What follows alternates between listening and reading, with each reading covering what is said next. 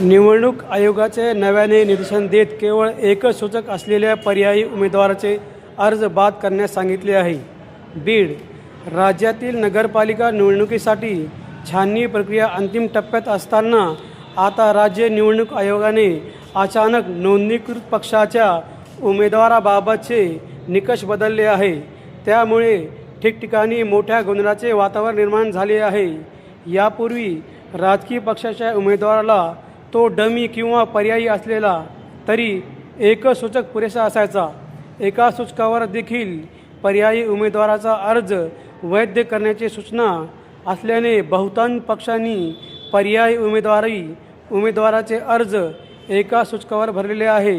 आता छाननी प्रक्रिया अंतिम टप्प्यात असून नगर अध्यक्षपदाची प्रक्रिया पूर्ण झाली आहे, तर अनेक ठिकाणी सदस्यपदाच्या अर्जावरही निर्णय झाला आहे. मात्र ऐनवेळी राज्य निवडणूक आयोगाने नव्याने निर्देशन देत केवळ एकच सूचक असलेल्या पर्यायी उमेदवाराचे अर्ज बाद करण्यास सांगितले आहे.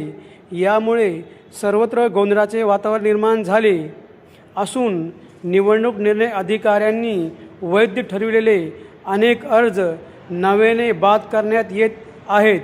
यामुळे आता संवैधानिक प्रश्न निर्माण होत असून ठिकठिकाणी गोंधळाची परिस्थिती निर्माण झाली आहे. छाननी प्रक्रिया सुरू झाल्यावर आयोग नवे निष्कर्ष कसे लावू शकतो, हा प्रश्न आता उपस्थित होत आहे.